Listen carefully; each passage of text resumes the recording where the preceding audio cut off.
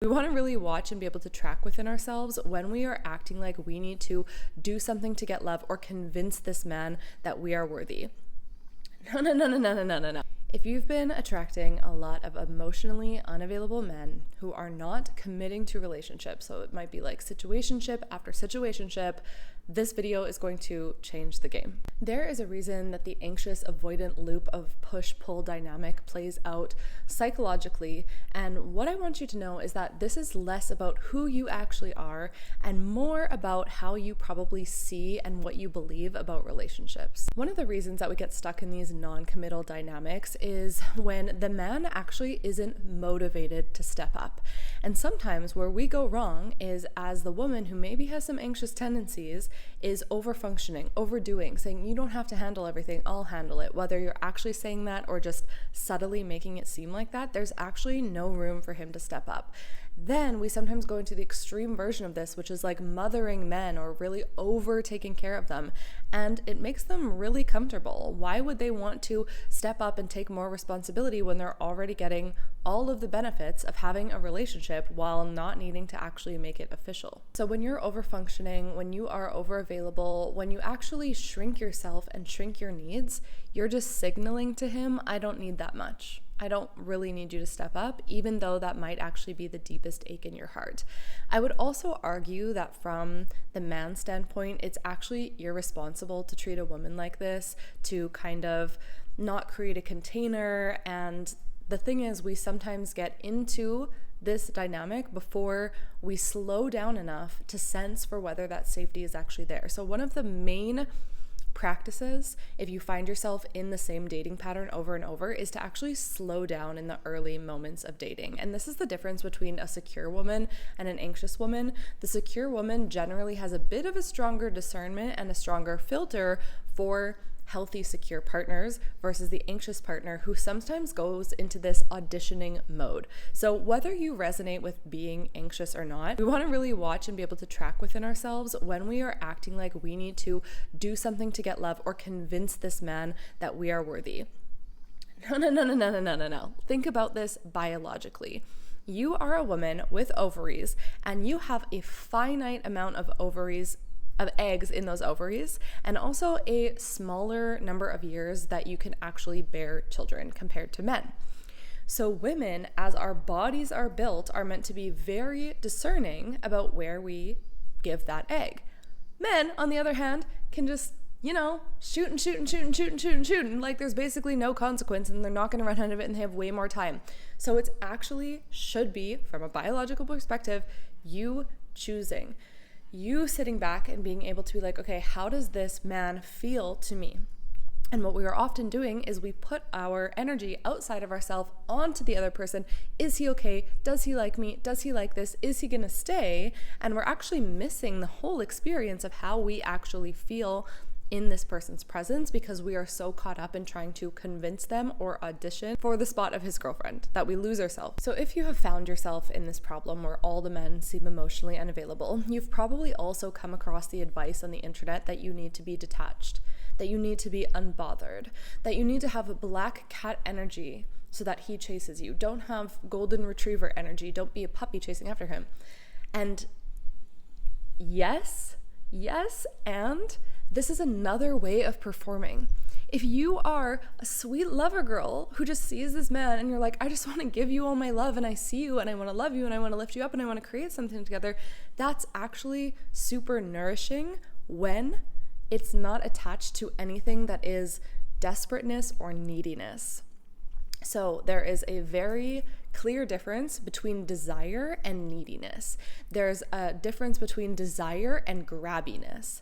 And that's usually a big difference between a woman who's really in her feminine energy and a woman who is in an insecure version of that, that's like the wounded feminine that just is kind of in a panic and like, how can I do this right? How can I figure this out? Or how can I play it cool, hoping that he'll still choose me, hoping that he'll notice me. You can feel that there's actually a bit of an immaturity in that. So there's one part of that, the part within that whole rhetoric that is the truth, is that when you have your own interests, your own life, your own friends, that is actually really attractive to a man. Because men, as much as they want to on some level, healthy men want to handle things and care for things. They also want to feel free. This is a high value for most men. This doesn't mean not committing to a relationship, although it can manifest like that, but it's feeling free within the relationship. And that's something that we can create as a partner for our man.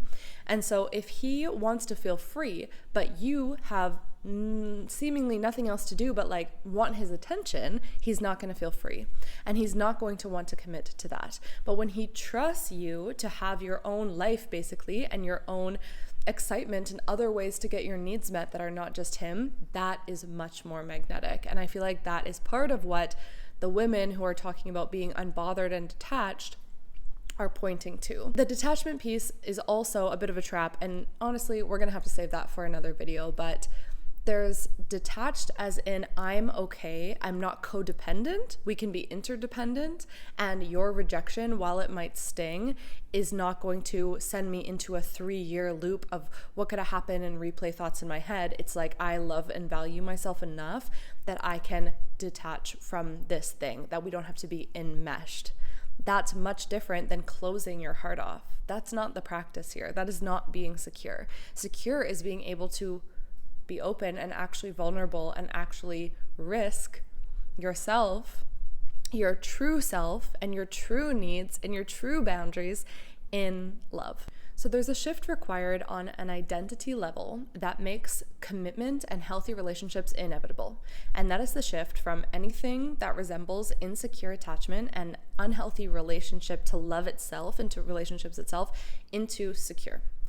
And let's just think of it this way. Secure women don't chase commitment. They have a filter for it early on. And you can see I'm like looking at my notes here sometimes. So from the beginning, what you say, what you tolerate, how you behave, what you notice, a secure person can generally just walk away from something that they know is going nowhere a little bit faster. So therefore, she just doesn't end up 3 months or 6 months or 1 year in a dynamic or a situationship with a guy who is never going to commit, because her connection to what she wants, which is a relationship, is just much stronger, and she has more of her worth in herself and what she wants versus her worth being in if he chooses her. And in my work of helping women find healthy relationships with hot, sexy men who are also ready to be life partners and start a family, what we're doing is we're experiencing this identity shift on the nervous system level.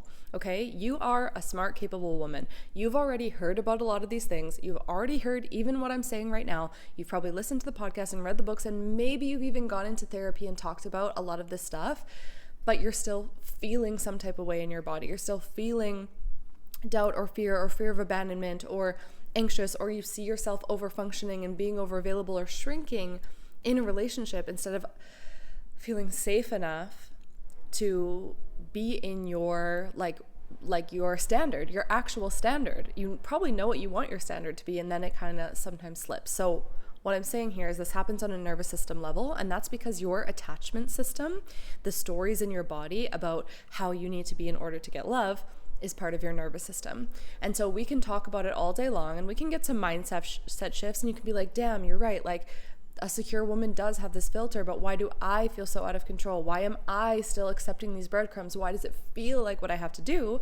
And that's because of what's happening in the nervous system in terms of your survival response. So there are other videos about the nervous system piece. There's actually one video, it's one of the first ones on my channel. It's a somatic practice for feeling this and feeling how it feels in your body so that you can feel the difference.